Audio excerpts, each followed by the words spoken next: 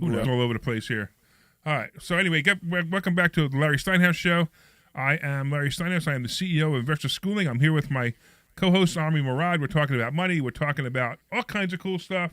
And all kind of bad stuff. Did we get the streaming back? I don't even know if we got the streaming back. Oh, well. I think we have an internet problem in here. Looks like we got it. Okay. All right. So if you guys are online, my apologies that we lost the stream. And if you guys are listening in the car, we're just rambling right now.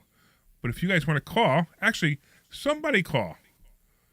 Next person who calls get a copy of my book. My book is Money Hacks. Okay. It's all about everything that you think you know about money is wrong. Yeah, how to wire money how the right money way. To the wrong place. Yeah, exactly. Exactly. How not to buy annuities. Every advice, every mistake that we did in our life is mentioned there. So not mistakes you made in your life. The mistakes I made in my life. I've been preventing you from making some of those mistakes, but you still have a habit of making some of those mistakes. Some of them, I know. But you're getting much better. I won't say anything, but I'm pretty sure we have a new worst landlord, and we can't talk about that right now. No. All right, so I don't want to talk about. I want to talk about that. Right? Not yet. We'll talk about that next week. Yeah, okay, exactly. All right, we'll talk about that next week. So, how are we doing with our mobile home park? So we are almost done. We have 2 more units, and the 1 unit that is ready for renovation, and it's actually not in such bad shape. It needs to be painted. We need to put new bathroom there, right? And we need to figure out if we're going to make it a 2 or a 3 bedroom. We need to remember this is the biggest unit we have in the park.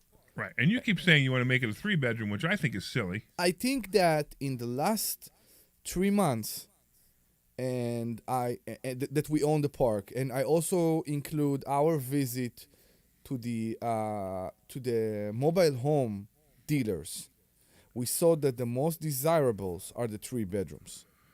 Yeah, Apparently, maybe. because of rent prices, I think people understand that even a family with 2 kids, or maybe even 3 kids, are considering a mobile home because the prices of rents are so high. In Florida, I know. Everywhere. I'm a tenant myself. I know. I'm amazed at how. I mean, when we bought that park, I said you said $1,000 to $1,200. Yeah, I said $1,000 to $1,200. I know. And the park owner said, no, you're gonna get 15. I'm like, no way. And this is, I think you get higher. So Army put them up for like 18, 17, for 16. how much I rented the first one, you remember? 18, almost 19, right? 18, and now with the shed, it's 19. Yeah. I mean, I was blown away. People are paying $1,900 for a mobile home park? For mobile home? So wow. You think about that, but you need to also consider that people are buying or renting a lifestyle. Those people have a home on the water. Yeah, I guess. And they wake up in the morning. It is a beautiful place. They are in a tropical weather, and they enjoy every minute. Yeah. Yes, it's a mobile home, but the vibe there. Every time we go back from Florida, me and you. Yeah, we want to stay there. We're like depressed. We sit in the lounge. We're like, really? We need to go back? It's so cold in this week, when we go this week, we have to drive back. Oh, I know. That's going to be a nightmare. But we'll do it. We need to figure out if we can still make it. Because you need a plate. We can take another plate or do something else, but we need to figure out if it's still possible to do it on Monday. To do what? On Tuesday, I'm sorry. No, I got it under control. Okay, good. Yeah, we came up with an agreement. Good. I just got to bring her a certified check. Okay. So I'm hoping my money comes back on Monday. If it doesn't come back on Monday, then I have a problem. But it's not even a problem. I'll just get she will let you use the plate. Yeah, I'll get the money from somewhere else. Okay. Anyway, all right. Anyway, you guys online, you want to give us a call, 855-939-1137? No.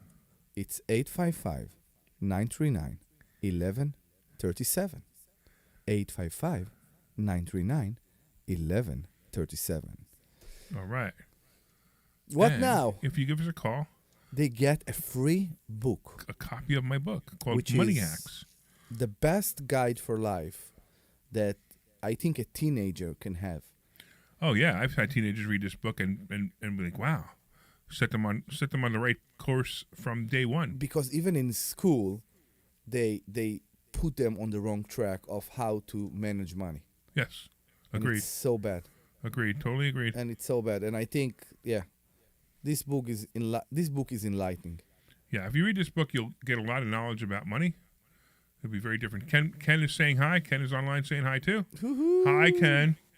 Let's see if we got anybody else coming back in from online. I don't know. We might not. It's just we have. All right. So what do you Mike online asked a question, and his question is, when is housing affordability coming back? He's probably talking about the fact that we're getting all this money for these mobile homes, and he wants to know when affordable housing is coming back. So I'm not sure about affordable housing for rent or affordable housing for buying. I think what he means is, holy cow, I can't believe how expensive housing is right now. For rent. And it's not going to go down. No, unfortunately, no. Inflation has put its mark on rents and also houses right now. Something bad happened, and I'm saying bad because it's not only the rents.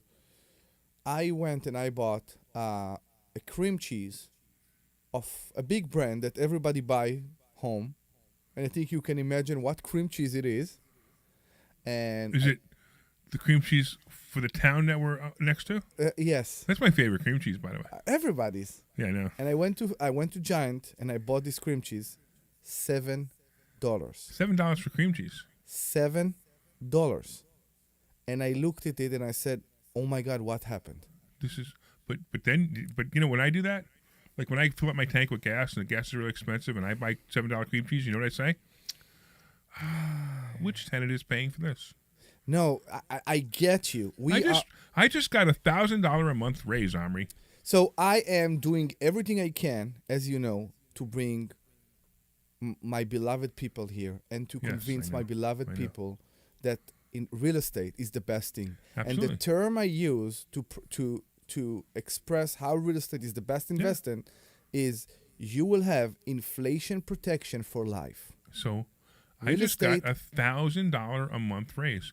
Anybody online listening got $1,000 a month raise? I got $1,000 a month raise. You know how I got $1,000 a month raise? I know. I raised my rents By sending a letter. Yeah, by sending a couple letters. Yeah, I know. That's it. I know. And they all sent me back. They all sent me a text message. Yep, we're staying. Of course they're staying. They're still under rent. Of course. Right. Anyway, we got Bobby and Martin. What's going on, Bobby? I will like your book, but what my question is if you become a landlord, how do you handle all the problems that come out of having those facilities? What kind of problems? The showers are stuck, the floor doesn't leak, the floor is buckling, the roof leaks. So I'm going to guess. Give us more. Hold on. I'm going to guess you're not a landlord, right, Bobby? No, but my friend is, and he has one place, and he wants to start investing in them. He's not a landlord either. Yeah, exactly. Exactly. So I'm going to tell you how I handle all these problems with the acronym IMPC. So what IMPC stands for is, you remember, Omri? No. I make phone calls. Okay. Right? So when tenant calls me up and says, "Hey, the toilet's overflowing," okay, whatever. I'll be right. I'll call you right back. I call a plumber and I send a plumber over there. That's it. No big deal. I don't care. Look, it's just like anything else. Bobby, you live in a house, I assume, right? Whether you own it or don't own it, right? Yeah. Okay. So if you, I do live in the house. And do you own it? Yes. Okay, great. So when your toilet overflows, what do you do? Call me. I call the guy that wants to be a landlord. But you make phone calls, exactly, right? So imagine you were one of my tenants, right? You're one of my tenants, and you call me up and you say, "Hey, the toilet's overflowing." What's the first thing I'm going to say? "Hey, did you turn the water off, or is it stopped? Is it stopped leaking?" And you're going to say yes or no, and I'm going to say, "Well, turn it off if it's not off, right?" And sometimes you have to tell them actually to turn the valve because they don't even know. Yeah. But that's it. And then I'm saying, "Okay, I'll get a plumber out there." What are they going to say? But those guys cost a fortune now if you can get one. Oh, yeah, you know why you think it costs a fortune? Because you're not making a whole lot of money off a whole bunch of rental properties. No, Bobby, there is something in what you say. Yes, providers cost more those days, but there are solutions for that. Yes, provider cost more, but rents also bring more money in. Exactly. And if you have more than 1 or 2 or 3 properties, sometimes it's worth it to hire a person. I have a person that work full position for me. He don't have he don't have full position to manage my properties, but now he provides service to other landlords, and it's also a way for me to make money. Don't worry about that. And if it's so worrying you, I can tell you that there are management companies, for example, that you will still have a real estate that will bring you money every month, and you will need to give a portion, a small portion, to a management company that will clear your head and will make sure everything will run smooth for you. Yeah, and I'll tell you something else. I have an iPhone, right? Mm-hmm. And it has something called Do Not Disturb mode. Yeah? At 9:30 at night, my phone goes into Do Not Disturb mode. Me too. Right? And the only people who can call me are my direct family, because you can exclude certain people. Mm-hmm. So if Bobby, if you called me, if you were my tenant and you called me, guess what? I'm not answering the phone. Mm-hmm. You're going to leave me a message. Because whatever it is, if it's an emergency and the house is burning down, I don't need to be there. If the toilet's overflowing, I don't need to be there. You can wait just like anybody else. You'll wait till tomorrow. You'll leave me a message. I'll call you in the morning. I'll solve the problem. I have never had I've never had a major problem. So I've been doing this for 42 years. I've never had a major problem. I had one tenant wreck the place, like took a sledgehammer to the place. Mm-hmm. And I loved it. I was so happy he took that sledgehammer to the place. Bobby, you want to guess why I was so happy he took the sledgehammer to the place? The insurance paid for it. Exactly. The insurance paid for it, exactly. So vandalism. Once you understand how being a landlord really works, it's so great. Now, your friend should come to investor schooling also and learn how to be a landlord. Because I'm telling you right now, there's no such thing as bad tenants. There's only bad landlords. And once you learn how to be a good landlord, you're never going to have bad tenants if you're a good landlord. You'll have temporary bumps in the road with tenants, but that's it. I mean, rent's due on the 1st. On the 2nd, it's late. On the 5th, it's a $150 late fee. And on the 15th, I file for eviction. And if you explain that to the tenant every single time and mean it, that means on the 15th, guess what you have to do? You have to file for eviction. There's no, well, listen, my grandmother died and my car broke and blah, blah, blah, blah, blah, blah, blah. That's fantastic. I'm so sorry to hear that. Listen, I'm filing for eviction because it's the 15th. What? Too bad. See ya. Pay your rent. Now it's another $250 because I filed for eviction. And they're like, okay. And then they pay it and they never do it again. That's what you have to do. You have to be consistent, like with children. Get it, Bobby? But in New Jersey, it's not that easy to evict people in New Jersey. Are you a landlord? No. Wait, hold on. Are you a landlord, Bobby? No. Then how do you know? Because I do. I just hear horror stories of friends the horror had stories great are from bad landlords that don't know what they're doing. The horror stories are very, very unique, and they Wait a minute, Larry. What? Are you saying... Wait a minute, Larry. Are you saying that landlords never get tied up in court and it gets protracted and dragged out? It's rare. But the real problem, here's the real story that happens most of the time. Most of the time, this is what happens. The tenant says, hey, can I pay my rent late? And you go, okay. And then another month comes, hey, I'll pay you 2 months' rent next month. Okay. And then 4 months later, it's like, they haven't paid their rent in 4 months. Well, when are you going to file for eviction? I don't know. They keep saying they're going to pay it. That's the real problem. If you have a tenant who is a professional landlord and knows how to work the system. Professional tenant. Professional tenant knows how to work the system, they might get an extra 15 or 20 days from me, but that's all they're getting because I'm moving so fast for them. In fact, when I say to them, rent's due on the 1st, on the 2nd it's late, on the 5th it's a $150 late fee, and on the 15th I file for eviction. Correct. Now listen, if you're in the hospital, your mother died, your grandmother died, you have a car accident, send me a text message or give me a call. I'm going to send you flowers, but I'm still filing for eviction. And when you file, it doesn't mean they are out. It means the progress started. Let's not get into the system. So I just want to refer to what Bobby said. Right. The fact that you file on the 15th or even on the 10th, it doesn't mean they're out. It doesn't mean you want them out. And the story that you hear, Bobby, are from people that don't do it right, and also from what's called professional tenants that know how to take advantage of the system the most they can. the most they can.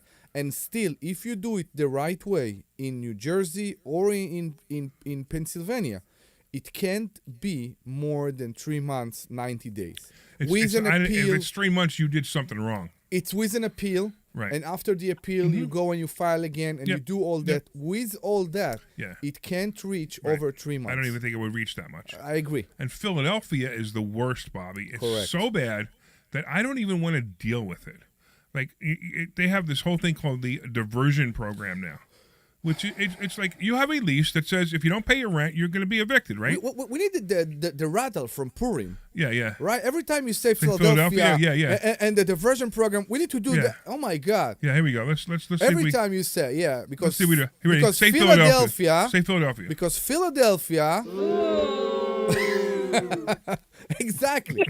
And their way is so anti-landlord. Yeah. It's so, they believe that all landlords are Russian oligarchs that are here to get rich on poor people and to throw people to the street.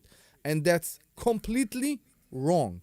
Completely wrong. And that's why me also, I don't put my money in Philadelphia. Why? Because Philadelphia don't because the city they don't benefit me and my investment in any way. Right. That's all. Yeah, they have programs now where before you can even go to court, they have something called a diversion program where you have to sit down with a moderator to decide, a mediator to decide whether you can evict them or not, or maybe work something out. Well, it's totally ridiculous. Absolutely ridiculous. Tell me, Mr. Tenant, why haven't you paid?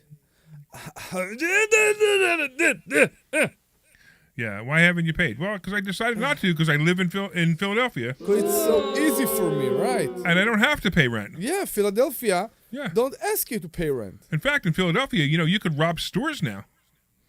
I forgot to do it. You could rob stores in Philadelphia. Yeah. And they won't even arrest you.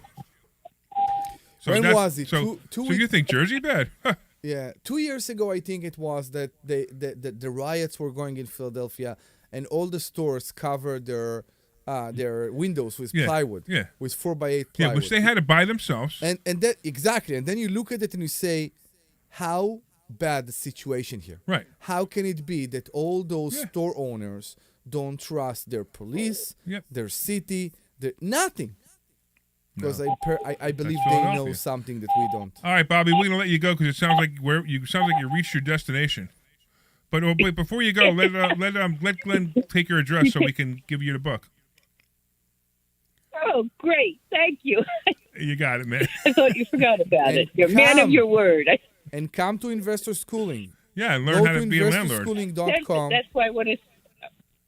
That's why I want to read the book. Yeah, absolutely. You will see that being a landlord, it's not as scary as you believe. Being a landlord is actually great. Larry Steinhouse is a guy that I met before. He liked to say, never learn from poor people. And there is a very, very good reason for that. Yeah. Don't listen to poor people. Only listen to those who have experience in what they recommend for you. Ask them how many times they did that. Don't go with rumors. Rumors are the worst. Yeah, go with real experience. Exactly. With real people who are doing it, and you will have so much more funny, and you'll be making the money. All right, Bobby, thanks for calling. We're going to get your address. Glenn's going to get your address right now. All right, we got a few minutes, Mr. Omri. Yes, Mr. Steinhouse. What do you want to do? You want to bash annuities again? No, we're done. Who is after us? Some show. I don't know. Would they talk about annuities? I can't talk. I'm not allowed to say their name. Why would you? I was warned. I know. Why would you? You know why I was warned? Who I was warned from, right? I was warned from WPHT when they me. Yeah, exactly. Okay. We are still here. It's very hard to kick us. It's very, very hard. I know. Yeah, exactly. All right. Anyway, we are tired today. I know. It's a tired day. I know. So we're going to go, after the show, we're going to go look at a property, right? We're going to go look at one of my properties. Could be. That's almost ready to rent. So here's an interesting thing. Bobby, you probably appreciate this if you're still listening. I had a property that I bought with a tenant in it. So I've owned this property for, I don't know, 8 years maybe. Ooh, I didn't know that. Yeah, with a tenant in it, and the tenant was paying low rent, and I kept raising it, but I didn't raise it much. And he finally left. I don't know, maybe 3 months ago. And I decided to completely renovate the unit. So remember when Omri said that he has this guy that he works for him. So I use this guy every once in a while, so Omri can make the guy's payroll. Yes. And we're completely renovating the apartment, and it looks so beautiful, doesn't it? It looks amazing because it looks like a brand new place. Right. We didn't replace the kitchen, but we reinstalled the kitchen so it will be Right, because the kitchen cabinets, I did the kitchen cabinets about 4 years ago. So it will be the right way. And I didn't and they weren't put in right, which was amazing. But it is what it is. New bathroom, new And paint, we put a new bathroom in. floors, Yeah, it's beautiful. new everything. It looks absolutely gorgeous. And the house looks gorgeous, exactly. So we think that so I'm going to get more rent, like I always do. So one of the things that I often tell people if they're a landlord and they own properties is renovate the property better than you would than if it was just a rental. So I always renovate it as if I was going to sell it. I want it to look beautiful in case I do need to sell it. So you never know. Something might happen when I have to sell a property. I know. And it's a fire sale. To me, a fire sale is I have to sell it quickly. But if I have it beautiful, at least in a fire sale, I'm going to get a lot of money for it. So that's why I do it. I'm looking for more properties. I also think about maybe buying a house for myself, and I am in a conflict in this market because I try to add value to each one of my properties. Because the same way that you think, I always think if for God's sake something happened to me, to my wife, to one of my kids, and I need to sell fast because I need to fly them to Timbuktu to get a special operation, for God's sake, I don't know what, I can sell fast without losing. Right. And that's the most important thing. Exactly. That's how I think. And I also want to know that if something does happen to me, I can move in. Yeah. So, and it's another thing. So what he just said is one of the keys to the way I've been investing since I was 18 years old. I have a lot of properties that I would not want to live in, but every single one of them I can live in. What I mean by that is they're nice enough for me to walk in there, live in there, and feel like I'm comfortable. Home. Yeah. I could, and if it's home to me, it's home to my tenants. And that's another reason why I have good tenants, and another reason why I'm a good landlord, and things go well for me. Don't be a slamlord. Yeah, exactly. Don't be a slamlord, because if you will give to people a nice place to take care of, they will take care of it. If they won't appreciate the place because the kitchen is broken, the electricity doesn't work right, they won't appreciate the place, they won't take care of the place. Give them a place they want to take care of. And it's possible they won't take care of it anyway, but it's easier to fix a property that was done right the first time. Agreed. It's easier to fix it. So that's another reason why it's a great thing to do. And if they take a sledgehammer to it, go, thank you. You're going to be arrested. Things happen. You're going to be arrested, and I'm going to get money from the insurance company. So thank you very much. I totally appreciate you destroying my property for me. Things happen. So that's great. Anyway, we got a little bit about almost 30 seconds left. Really? Yeah, the show went quick. I know. So this is now the Larry Steinhouse Show. I am Larry Steinhouse of Investor Schooling, and you can get a free class at Investor Schooling by going to investorschooling.com. And if you go to investorschooling.com, you can sign up and be here on Thursday. Please and come. You can meet Omri, you can meet myself.